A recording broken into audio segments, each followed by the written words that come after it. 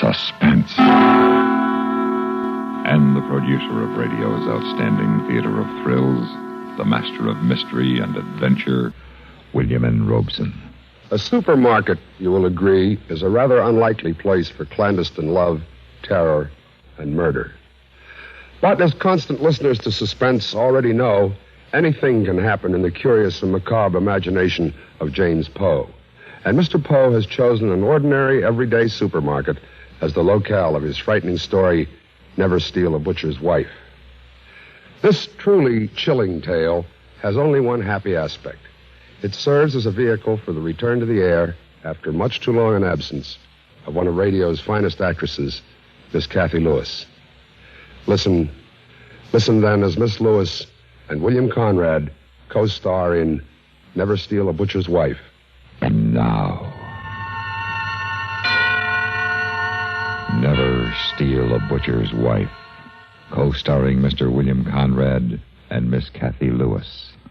A tale well calculated to keep you in suspense. It started the first day of the job. I was clerk in the liquor department of this supermarket. I hadn't been in Los Angeles but about a week. My brother, when I left New York, had given me this letter to a friend of his, a guy who owned a string of these supermarkets, and this guy had this opening, liquor clerk, and comes following Monday, I'm at work. It's one of those big places with hardly any clerks, you know. You pushed a little cart around and you helped yourself. To get out, you passed the cash register, and the girl loaded your stuff and rang up the price. Well, that's where the trouble was. This girl at the check stand.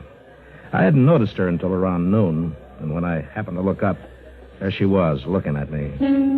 Just looking at me.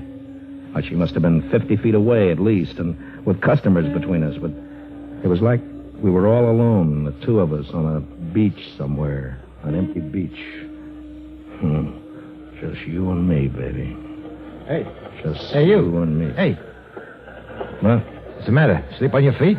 What'd you say? You're the new guy, huh? Oh, yeah, I just started this morning. I'm Nick Arno. I work the vegetables. Oh, Harry Carr. Pleased to meet you. Yeah. You got 2 bottles of cold beer? Sure. There you are. Only, don't open them here by the counter. You know, law. I have them out back with my lunch. Nick. What? The, gal over there by the cash register. Mary? Yeah, is that her name, Mary? Yeah. What about her? Well, that's what I was wondering. Well, what about her? Oh. No soap. She's married. Are you kidding? See that big guy over there with the knife? Krause, the butcher. Yeah? Ask him if I'm kidding. Well, who's he? Her husband. Oh. See it. I looked over at the butcher. He was a funny-looking guy, a real creep. He stood there sharpening a tremendous big cleaver, whistling to himself. He wore rimless glasses with thick lenses so that his eyes looked like baseballs. When he saw that I was looking at him, he nodded and went on whistling and stropping. I looked over at her. She was giving me the eye again. We closed at 7. The vegetable guys carted out the old stuff, and the delicatessen man put away his pickles, and I checked the register, counted my slips, made out my entries. And Krause, the butcher, was still there, packing and cleaning, putting stuff in that big refrigerator room back of the counter. But she had left. So I got into my street coat and I walked out. Hello? She was standing looking at a shoe display a couple of doors down from the market. I said hello. Don't you say hello wherever it is you come from? Well, sure. Hello. Taking the bus? Mm-hmm. Which way do you go? Down to Western. I'm going that way. I'll drive you. Oh, no. I don't think you better. What's the matter? Well, I just wouldn't want to trouble you, that's all. No trouble. Well, Come on. I'm parked right here. Well, what about Mr. Krause? He'll be there an hour yet. He takes the bus. Oh. Come on. Don't be afraid. Oh, I'm not afraid. I just don't think Oh, come on. Get in.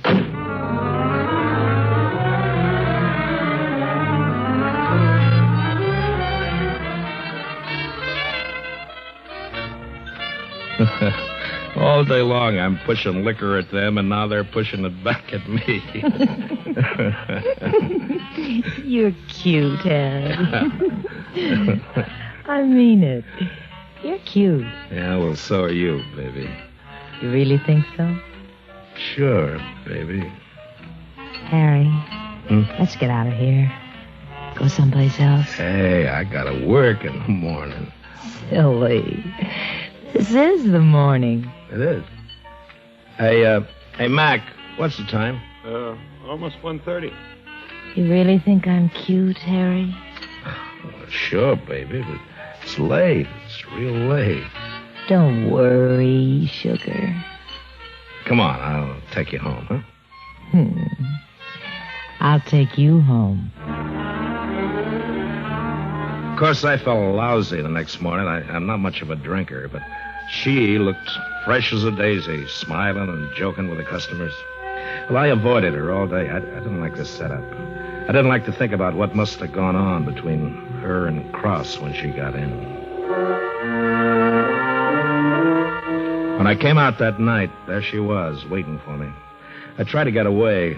Harry. But she said she had something very serious to talk over, and, well, the way she said it, I got in the car again.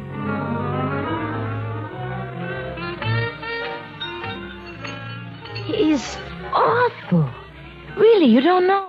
Yeah, I guess it's tough. You just wouldn't believe some of the things. Yeah. Look, Mary, He's crazy jealous. Huh? What does he know about me? What did you tell him? Well, I got in this morning, and there he was. He said, "Where have you been?" I said, "What's it to you, Andy?" I call him Andy. Drives him crazy. He said, "Don't you think you can fool me?" And then he started to cry and talk real crazy. Look, Mary, maybe we better not see each other again, huh? Don't be silly. He doesn't know who you are, who it is. Yeah, but he could find out. Not unless I told him. What? You wouldn't do that? Of course not, baby. As long as you're good to me.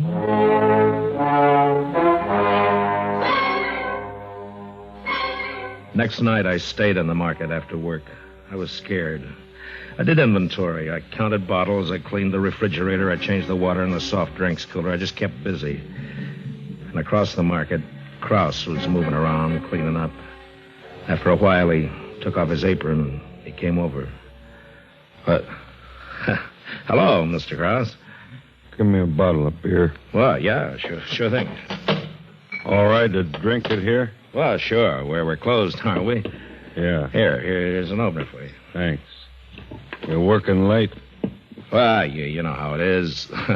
Nothing to do evenings. No? No, I'm new out here. You know, it takes time to make friends. Yeah. Listen, do you know my wife? Your wife? Yeah, you know her? Well, isn't she the one who checks the groceries? Yeah. Oh, she's a very nice-looking lady. Yeah. Listen, have you noticed anything funny going on there? Funny? I think somebody's playing around with her, and I want to find out who. Listen, have you noticed anything? I mean, some guy who shoots the breeze with her, something like that? Well, no. No. Then will you do me a favor? Well, sure. What? Keep your eyes open. Yeah, I will, Mr. Krause. I promise you. I'll find the guy. I'll find out who he is if it takes a year, and when I do, I'll kill him. Good night. Good night.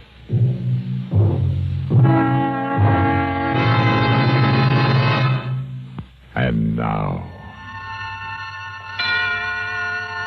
co-starring William Conrad and Kathy Lewis, Act 2 of Never Steal a Butcher's Wife. Well, the next day was tough, real tough. With Mary looking over at me every now and then, giving me those big eyes, and Krause looking over and raising his eyebrows. Do I know who it is yet? Me making a long face and shaking my head. And then Nick, the vegetable man, comes over. I see you didn't understand what I told you the other day, huh? What? What's that, Nick? About Mary. I told you she was a married woman. What are you talking about? I see you, the both of you, coming out of a bar the other morning. You're nuts. Don't pull the hot face with me, Harry. I ought to tip Krause off to what's going on. Look, Nick. Nick, be a good guy, will you? Be a good guy. I'm telling you, you better be a good guy and leave the butcher's wife alone if you know what's good for you. I will, Nick. I will. I got no use for her. You better not. She'll get what's coming to you. Sure, Nick. Sure thing. I meant it. I had no use for her, but this was a broad you couldn't shake. That night, she was waiting for me after work outside the market, and she wouldn't listen to reason. But, baby, you can't pull out until I'm ready to let you out. Now stop being silly and get in the car. Look, can't you understand? I don't want any trouble. There won't be any if you're smart. Oh, come on, baby. Let's go have some fun. Look, Mary, please. What is it? What? Oh, hello, Nick. I warned you. Oh, look, Nick, you got it wrong. Have I?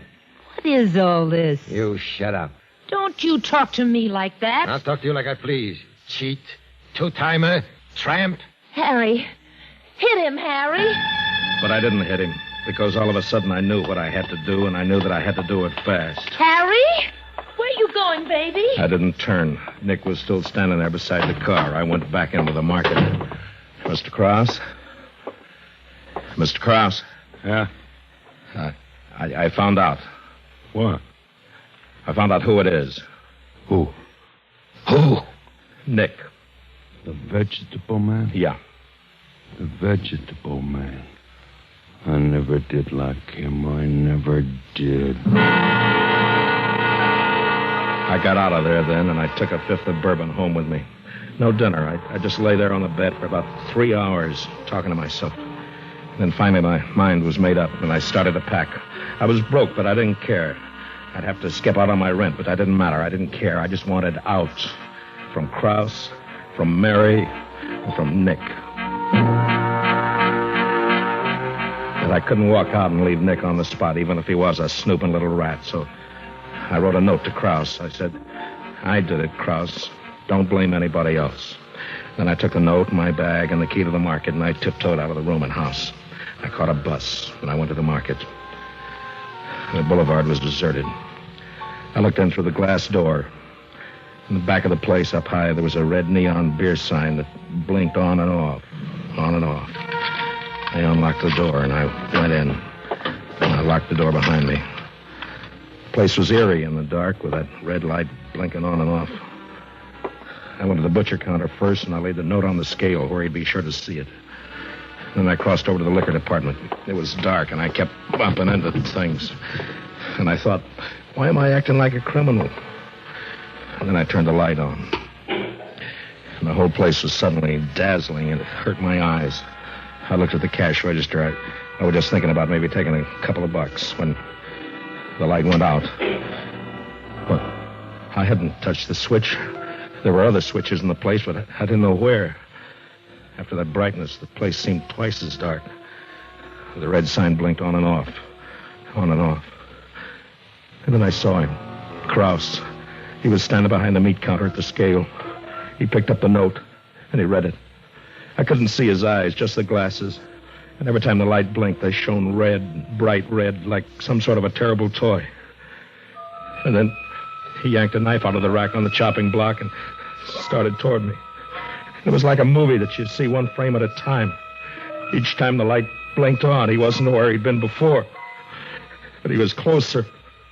Closer.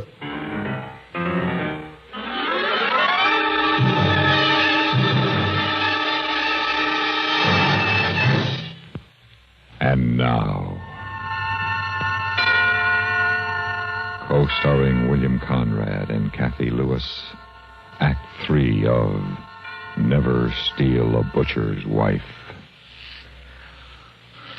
I hid behind a tower of dog food boxes. I could hear his squeaky shoes coming for me. And then they stopped, and there was another sound. He'd taken off his shoes. Very quietly, I bent and I took mine off, and I began to tiptoe away. And then I rounded a corner, and there he was, not 2 feet away from me, with his back to me. And I lost my balance, and I put my hand out to steady myself. And the whole display went over, and I ran. And I was at the end of an aisle, and there was a wall, the back wall. And I turned, and he was coming straight at me. My hand touched something cold. It was a bottle. I grabbed it. It was ammonia. Krause! You get back! You get back, Krause, or I'll blind you! Krause, I warn you, I swear I will! He stood there like a crazy giant, like a cyclops, tearing at his eyes, the ammonia running down his face. But I didn't wait.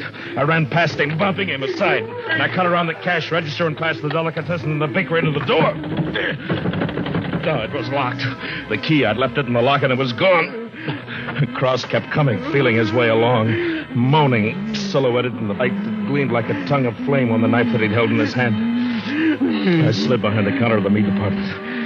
Under my feet, the sawdust. And I bent and I scooped up a handful. And he moved his head from side to side, trying nearsightedly to see me. And then his head stopped moving, held it sideways, using one eye to see me. He came on, and the knife held way back. And I waited.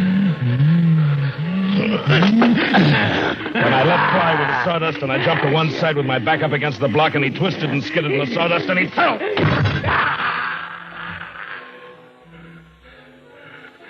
And it was very still for a moment. And in the blinking light, I saw the knife. He'd fallen on it. It was sticking in the middle of his chest.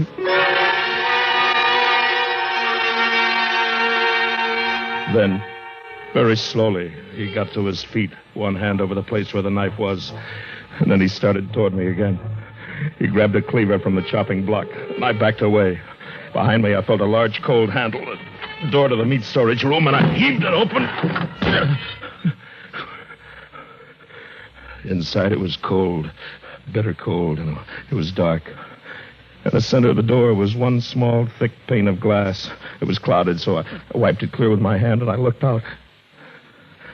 And Krause stood there, his face an inch from mine, looking in at me. And then his eyes rolled back, and his face went slack, and he fell out of sight. He was dead. I was sure of it.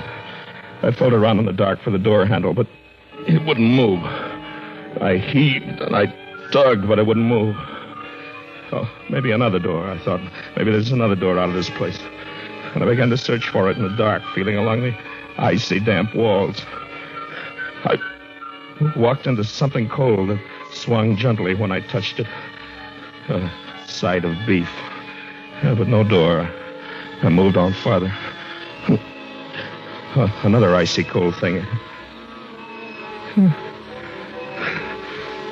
I'm crazy. I know it. I'm crazy.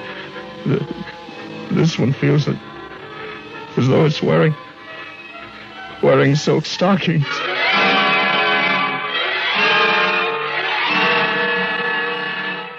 So here I am. It's awfully cold. It's cold as a tomb. Oh, the time goes slow. While I'm waiting, I'll tell myself the whole story again and again. It'll give me something to do, you know, something to think about. But you see, it started that first day of the job. I was clerking the liquor department at a supermarket. I hadn't been in Los Angeles for a week. And my brother, when I left New York, had given me this letter to a friend of his, the guy who owned a string supermarket. And this guy had opened it.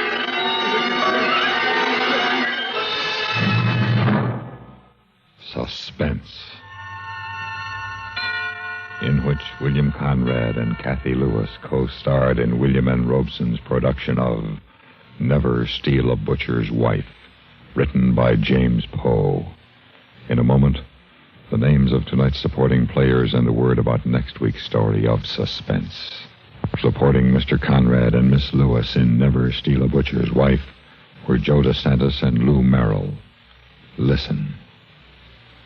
Listen again next week when we return with another tale well calculated to keep you in suspense.